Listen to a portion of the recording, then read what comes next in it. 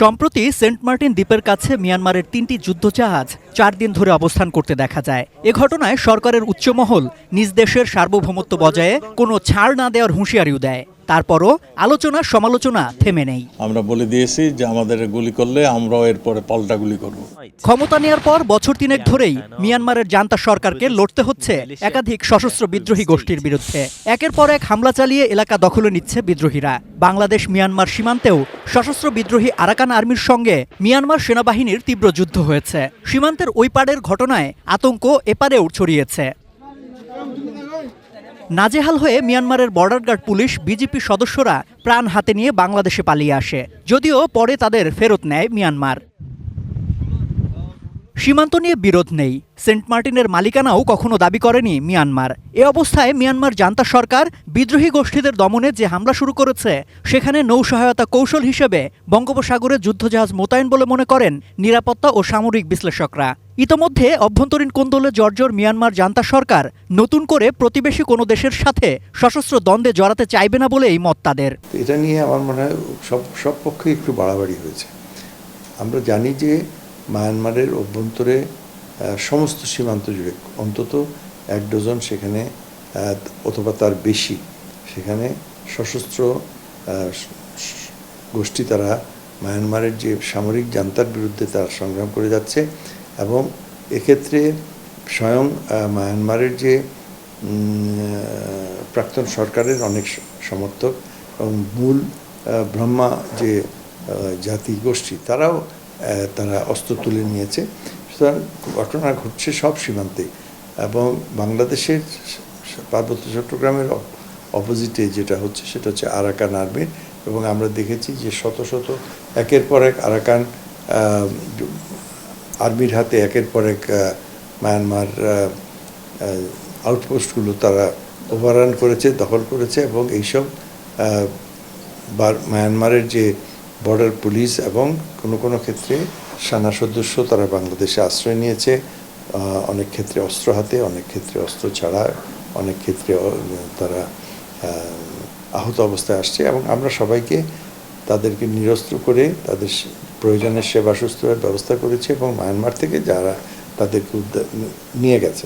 এখন সম্প্রতি যেসব হয়েছে টেকনাফের দক্ষিণে কিছু কিছু ক্ষেত্রে গোলাগুলি হয়েছে, আমাদের একজন নাগরিকও আহত হয়েছেন শুনেছি, এবং পরে যেগুলো তাদের ছোট ছোট যুদ্ধজাহাজ, এগুলোকে আমি মোর অফ আমি বলবো পেট্রোল বোট, তারা এখানে আসছে এসে এবং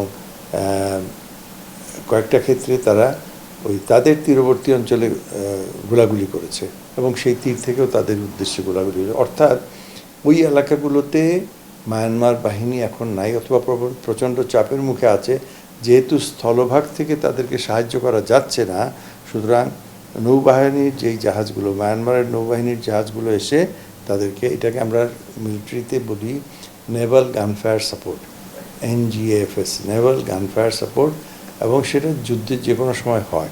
যদি আপনি স্থানীয় যেমন ধরুন আকাশপথেও সাহায্য দেওয়া যেতে পারে, এয়ার সাপোর্ট বলি আমরা একইভাবে। আমার যেটা মনে হয় যে গত কয়েকদিন যে এটা নিয়ে আমরা অনেক উত্তেজনা সৃষ্টি হয়েছে, দুই দিকে আমাদের দেশের ভিতরেও সরকারি পক্ষ বিরোধী পক্ষ নানান কথাবার্তা বলেছে, আসলে এটা তাদের আভ্যন্তরীণ ব্যাপার এবং যার স্পিলওভার এফেক্ট আনফর্চুনেটলি আমাদের উপরে এসে পড়েছে। অতিরঞ্জিত কিছুতে বিভ্রান্ত না হতে জনগণকে সচেতন থাকার পাশাপাশি অস্থিতিশীল মিয়ানমারের বাংলাদেশ সীমান্ত এলাকা কঠোর নজরদারিতে রাখার পরামর্শ এই বিশ্লেষকের।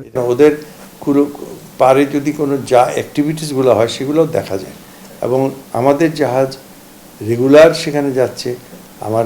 আমার ব্যক্তিগত অভিজ্ঞতা আমি বলতে পারি, 1983 সালে প্রথম উমর ফারুকে করে আমি গিয়েছিলাম এবং সেখানে ওই বড় জাহাজগুলো কাছে ভিড়তে পারে না, তারা জলসীমার মাঝামাঝি থাকে, সেখান থেকে বোটে করে আপনি যে ল্যান্ড করতে পারেন সেন্ট মার্টিনসে। এখনও তাই হয়, সে ফেরি বোট যেগুলো সেগুলোর তো ফ্ল্যাট ডেক, সেগুলো যেতে পারে, যে ভিড়তে পারে, কিন্তু জাহাজ ভিড়তে পারে না, জাহাজ দূরে থাকতে হয়, সেখান থেকে বোটে করে তাদের নিয়ে যায়। সুতরাং ওই জাহাজগুলো ওখানে ছিল, আমরা নজরদারি রেখেছি সব সময়, এবং যখন ওরা ছিল তখন আমাদের জাহাজ ওখানে ছিল। এটা নয় যে তারা এসেছে আমরা কিছুই অবজার্ভ করি নাই। Visual observation, Naval observation, air observation সবসময় ছিল থাকবে।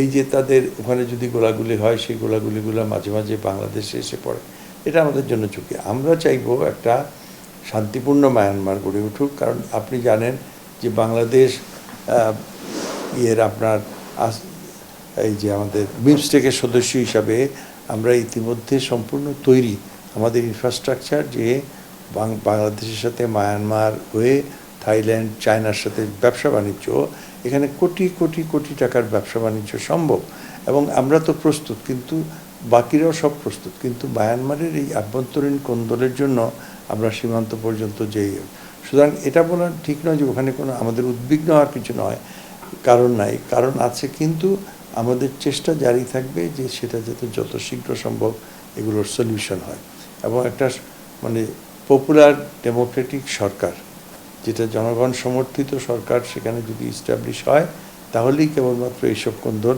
নিরসন হতে পারে এবং মায়ানমারেরও শান্তি সমৃদ্ধি ফিরে আসবে, সেই সঙ্গে বাংলাদেশ, ভারত, তার যে যত প্রতিবেশী আছে তারা উপকৃত হবে। সম্রাট আনোয়ার, এটিএন নিউজ, ঢাকা।